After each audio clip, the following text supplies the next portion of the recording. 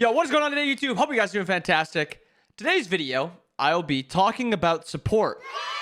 Now, I've been a support player for 8 years, been playing the game just as long, and I still very much enjoy the game. I very much enjoy support. Obviously, in support, just like in any other role, if the game is not fun, if your team's trolling, if somebody leaves the game, it's not going to be fun.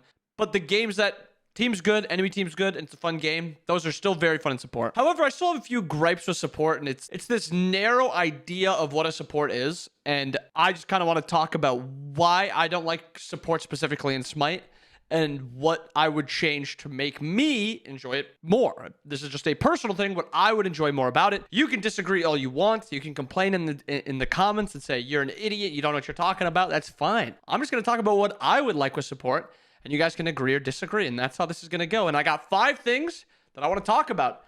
Starting with number 1, gold spooling items are lame and too effective, in my opinion. I think there's a problem in support currently where supports are getting that first item online faster than their ADC, faster than their mid laner in some games, faster than their solo laner in some games. And a lot of it comes down to how much farm you're actually getting from the sentinels. So say you get 6 waves, and each of those waves has 6 minions. That is 36 minions, 8 bonus gold each. So 36 times 8, 290, 300, somewhere around there. That's 300 extra gold you are getting every 3 minutes. Now, it's not perfect. You're going to miss some of them. But that's not even accounting for purple buff, back camps, shield camp, the little gold guy that runs around, the back camp chests. There is so much gold in the game for supports that you are just going to be painfully hard to deal with because of how strong Thebes spikes. Yes, it's not like inherently strong right off the bat, but a minute into the game or a minute after you get Thebes, you'll have it half stacked, maybe 2/3 stacked. At that point, you're pretty unkillable for a little bit.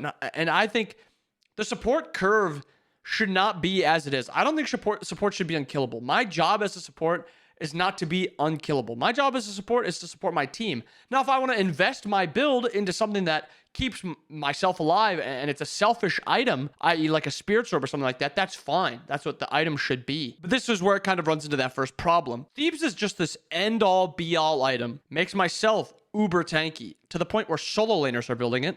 2, gives my team protections. 3, it's not expensive. 4, it's both protections. And it's just, it's too problematic for what it can be. As a support, my first item should be me deciding what I want to do and how I want to play that game. Do I want to be more of a harass support? Do I want to be buying Chronos Pen and just throwing out a ton of abilities and just doing damage, poking, stuff like that? Do I want to be a backline protector? Keep my team alive, give them protections, give them shields, heals, whatever it is. Do I want to be an uber tank? I shouldn't just have one item that I can go that just kind of gives me everything I really need. So that's my point 1. It's gold spooling items, and then that first item I think is too effective. And it ties in with my second part. And my second part is, why is the only way to play, and when I say only, I'm exaggerating a little bit, it's obviously not the only way, but why is the most effective way and the best way and the most common way to play support to be just an aura protection bot? It's so boring. There is no brain usage on to play support 90% of the time because all you have to do is just stand by your allies and just give them this protection. Give me something that's effective. Like Absolution is such a fun item. This is probably one of the most fun items in the entire game. Full stop. Magi's, another really fun item. Yes, you can't really put it on you and make it when you want to use it. I said that really weird, but it's still a fun item. Even binding is like pretty fun, but this item got completely neutered for some reason. But it bugs me that if I want to play support, I'm building Thebes first, and if I'm not building Thebes, I'm building Cloak, and if I'm not building Cloak, maybe Sov. But even Sov, which is, look at this item. This item is incredible. 50 protections, 200 health, HP 5, 2100 gold. This item is an incredible item, and it's not even good enough to get built right now. Also, Renewal is a fun item, but it's just so ineffective when you compare it to Thebes and you compare it to Cloak. This is my second point, kind of tied all together, is give me some more options that are exciting outside of just giving protections to my allies. It's so boring. Give me something intuitive, something that I can control. Abyssal is a cool item, but I'm never building Abyssal. At least not first, second, or third really ever. Maybe a 4th item, maybe a 5th item. Maybe if I'm playing solo lane, I'll build it. But it's just not the most fun way to play support. It's why I like playing just like funkier things, because it's like a different way to play the game instead of just build tanky, stand by allies, win. My third point is with relics, and it's not anything specifically to supports. I just think relics as a whole make supports harder to play. The effectiveness of beads is incredible. 180 seconds, 3 minutes where you can exploit the enemy. And a lot of the times, they also have CC immune ults, and they also require you to use your ult. So if I'm trading my ult for the enemy's ult, both of us using a CC immunities, I'm playing Maui, I'm trying to hook him in with my ult, he ults it. I have to then pull his beads, and then within 90 seconds, I have to come back, because his ult's still up, and then kill him then, and then by the time his beads are back up, his ult's back up, and he's unkillable again. Like, beads and Aegis should not be on this low of a cooldown. Matter of fact, every relic is too low of a cooldown. I think these should be the upgraded base cooldowns. 120 for Onk, 170 for beads. Beads should be like 220 seconds. Aegis should be 240. Bracer should be probably one of the lower ones because it's a spam thing, but it's still just really effective. Horrific Emblem should not go down to 110 seconds. Why is that a thing? It's just like these tiny openings that you could play a fight perfectly, pull a beads, pull an Aegis, pull their ultimate. The opening you have is tiny to exploit it, and it comes down to relics and just CC immunity and Smite. Every relic needs to be down 30 seconds minimum less than it currently is, and some of them longer. TP should be the standard cooldown. This should be just about everything else. 220 seconds for just about every other relic. I think Blink is the one that is needed a lot of the time, with Smite having as many movement abilities as it does. I think Blink is needed at a slightly lower range, but most of these should not be under 200 seconds. Number 4, and this one I know is going to cause a little bit of maybe arguing, Invader's Curse.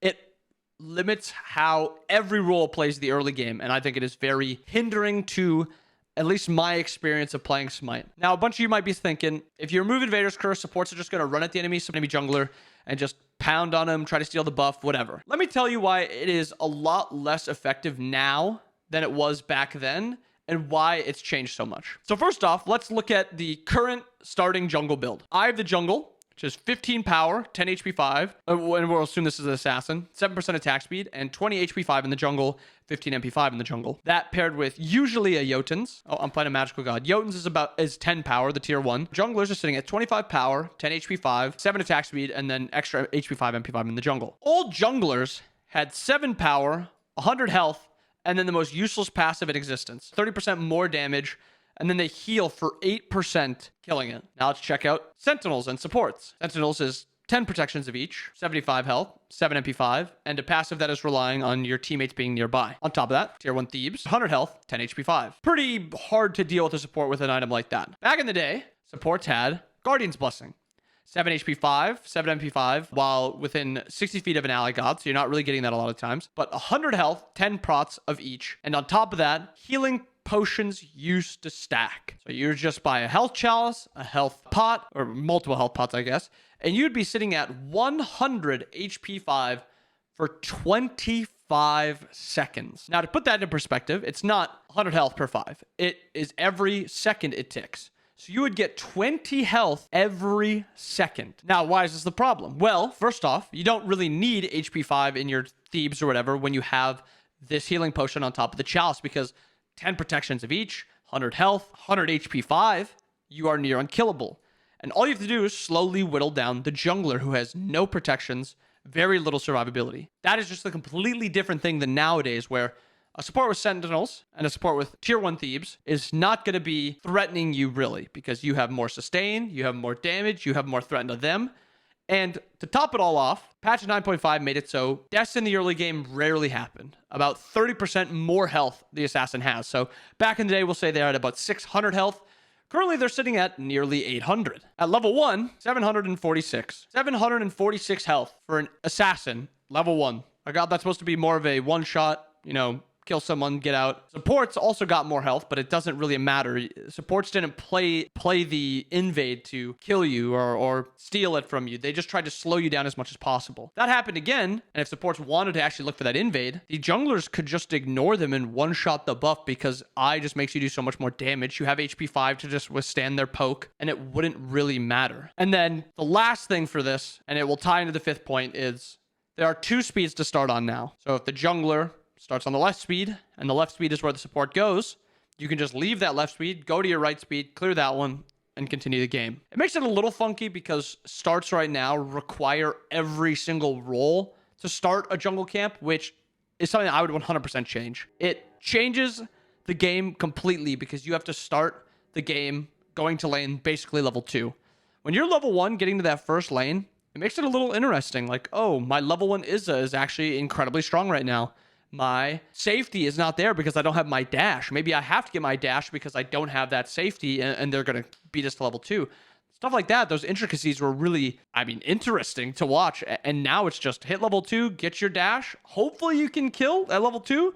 If not, you're probably not killing again. And for my 5th point, it's don't allow other roles to farm early. Farm camps early, I guess specifically. Waves should meet at 30 when jungle camps meet at 30. And it's problematic for multiple reasons, but one, not every god needs its own buff. That's so not interesting. Oh, everybody go get your buff. Start your buff and pick it up. There should be like 2-3 buffs in the game. I don't know why there's a green. I don't know why there's a purple. Just make them little camps and make it so they do a lot more damage in the early portion and they take, or maybe they're just a little bit tankier, take a little bit less. So if you do go for it, you're taking farm from your jungler, 1, and 2, you are going to be taking damage for it and you're going to be getting punished for it. And 3, you will be losing out on the lane because you will not be able to clear fast enough to get to that lane and actually not miss something. So there's actually like a trade-off. That, in my opinion, is something that I would be really interesting in. And I think that would be really great for Smite in general, adding depth to a role that does not have a ton of depth in jungle and in support. I think those are the 2 roles that dictate a lot of the game. Actually, that dictate the early portion of the game. And right now, it's just not that interesting for both of those roles. If you ask a jungler, do you think the early portion of jungle is fun? A lot of the time it's, I guess, sure, kind of. But imagine how interesting the game would be if the jungler could start solo side and gank solo, and start duo side and gank duo. But then you could actually invade their camps. And I guess I'll throw that in as another thing. Allow invading enemy jungle 100% effective. Why is that a thing? Why was that ever changed? If you are losing the game so badly that the enemy jungler is invading your camps and you can't fight him off, boo-hoo, your fault. You picked a bad character in a bad matchup and you're playing badly. Because at worst, you can go over to his and clear his as he's clearing yours. There's counterplay to it. That's my entire point to a lot of it. Counterplay. A lot of stuff currently does not have a ton of counterplay. I like counterplay. It makes the game more interesting. But yeah, that's the video. I rambled, but I hope you guys enjoyed it. Let me know down below what you guys think. I hope it piqued your interest a little bit. Even if you don't agree, I hope you guys can just understand what I'm saying, why I don't hate the game. I just want the game to be better for what I think would be interesting. But I hope you guys enjoyed the video. I hope you guys have a wonderful rest of your day. See you guys again next time. Peace.